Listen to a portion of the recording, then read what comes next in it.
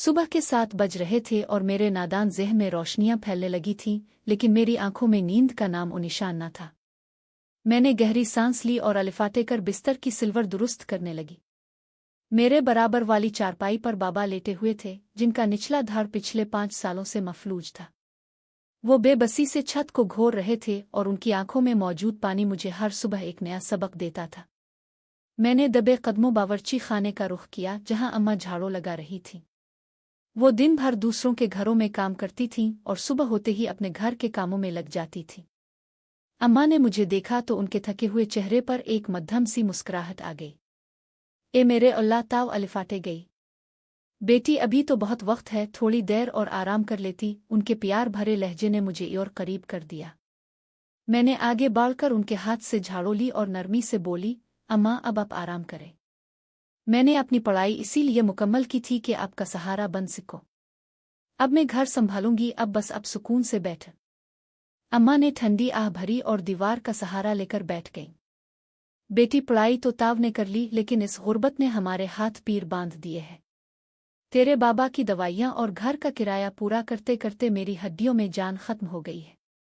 माझे तेरे हाथ पीले करने की फिक्र खाए जा रही है। कोई ढंग का रिश्ता ही नहीं आता, जो हमारी हैसियत देखता हो वो पलट कर भी नहीं आता। मैंने अम्मा का हाथ थामा और उन्हें तसल्ली दी कि अल्लाह सब बेहतर करेगा। अम्मा के जाने के बाद सारा दिन मैं घर के कामों में जाती रही। फर्श साफ किया, बर्तन धोए, बाबा को खाना खिलाया और फिर दोपहर हो गई। दोपहर के वक्त जब अम्मा काम से वापस आएं तो उनके कदमों में अजीब सी तेजी थी और चेहरा खुशी से चमक रहा था। ए मेरे अल्लाह, कहाँ हो तुम? वो सहम में दाखिल होते ही मुझे पुकारने लगे।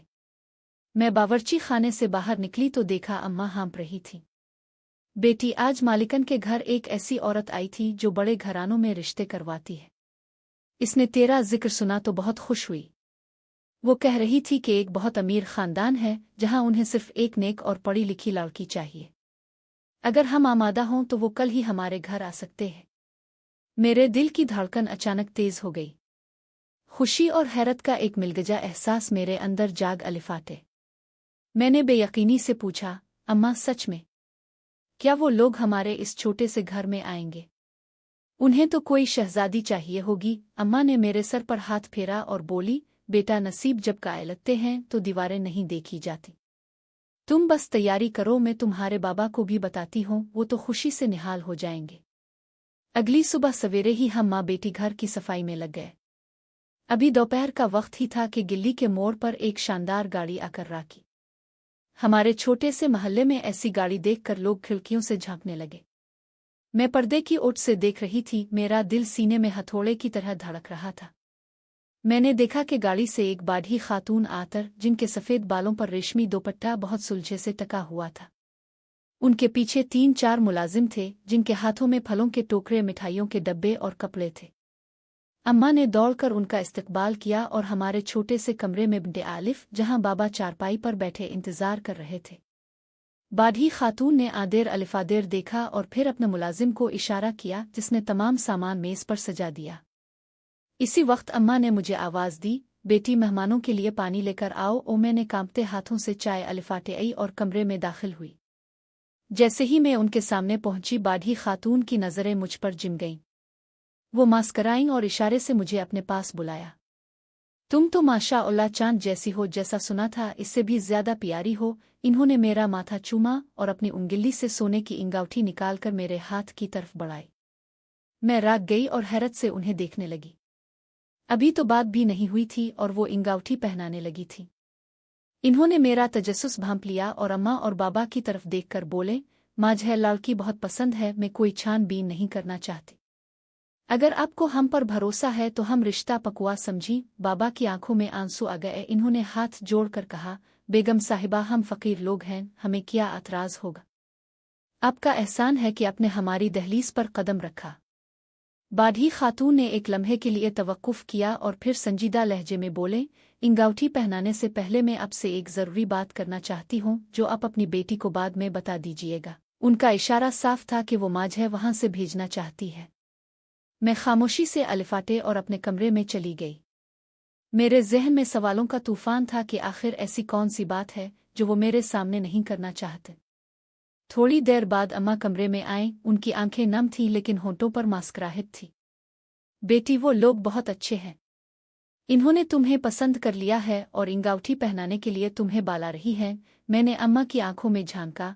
अम्मा, इन्होंने क्या बात की?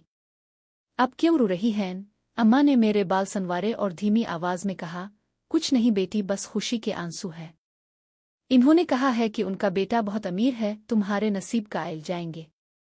तुम्हें वहां कोई काम नहीं करना पड़ेगा, बस उनका घर बसाना है। अब देर ना करो, वो इंतजार कर रही है। मैं अम्मा के साथ दोबारा इस कमरे में आई तो बाढ़ी खातून ने बड़ी मोहब्बत से मेरे हाथ में वो अंगूठी पहना दी। सब बहुत खुश थे, मिठाइयाँ बांटी गईं और दाएं दी गईं। लेकिन मुझे नहीं मालूम था कि इस खुशी के पीछे कैसा सच छुपा है जो मेरी जिंदगी बदल देगा। अगले चंद दिन उनकी हवेली से तहाइफ का सिलसिला जारी रहा। महंगे जावले, कीमती जूते और मेकअप का सामान आता रहा। महल्ले की औरतें रिश्क भरी नजरों से मुझे देखती थीं। अम्मा रोजाना नए नए कपड़े निकाल कर मुझे दिखाती और कहती, देखो तुम्हारे ससुराल वाले कितने सखी हैं, इन्होंने अभी से तुम्हें मलिका बना दिया है। मैं मुस्कुरा देती, लेकिन जब भी मैं उनसे पूछती कि लड़का खुद क्यों नहीं आया, इसकी कोई तस्वीर ही दिनके दें, तो अम्मा बात टाल देती। कभी कहती वो बहुत मसरूफ है, कभी कहती तस्वीरों में क्या रखा है। मुझे इस वक्त उनकी बातों में छपी घबराहट महसूस नहीं हुई। मैं तो अपनी खुशियों के हिसार में कैद थी। शादी की तारीख सिर्फ एक हफ्ते बाद तय हुई। वक्त गोया पैर लगाकर अलिफाड़ रहा था। घर में मेहंदी की खुशबू बस गई, रिश्तेदारों का हुजूम था, हर तरफ हंसी मजाक हो रहा था। लेकिन इन सब के दरमियान एक चीज बहुत अजीब थी। मेरे बाबा, जो पहले ही मजबूर थे, वो अक्सर मुझे देखकर अपनी नजरें झुका लेते। उनकी आंखों में वो खुशी नहीं थी जो एक बाप की बेटी की राखती पर होती है, बल्कि वहां एक गहरा दाके था, जैसे वो किसी बहुत बड़े गुनाह का बोझ अपने सीने पर लादे हुए हो। आखिरकार निकाह का वो दिन आ गया जिसका मुझे बड़ी बेकरारी से इंतजार था। मैंने सारुख रंग का भारी जेवड़ा पहना हुआ था, माथे पर टिका, कानों में ज्यामर झोल रहे थे। मैं आईने के सामने खड़ी खुद को देख रही थी। मुझे यकीन नहीं आ रहा था कि ये मैं ही हूं। बाहर ढोल की आवाजें आ रही थीं, बारात पहुंच चुकी थी। मेरी सहेलियां कमरे में शोर मचा रही थीं, दूल्हा मियाँ आ गए हैं। चुल्लू खिड़की से झांक कर देखो, तुम्हारा शहजादा कैसा लगता है। मेरा दिल जोर जोर से धड़कने लगा। मैंने डरते डरते पर्दा थोड़ा सा सरकाया और गिल्ली की तरफ देखा, जहां फूलों से लदी एक बड़ी गाड़ी आकर राकी। गाड़ी का दरवाज़ा कायला तो मेरी सांसें राग गईं।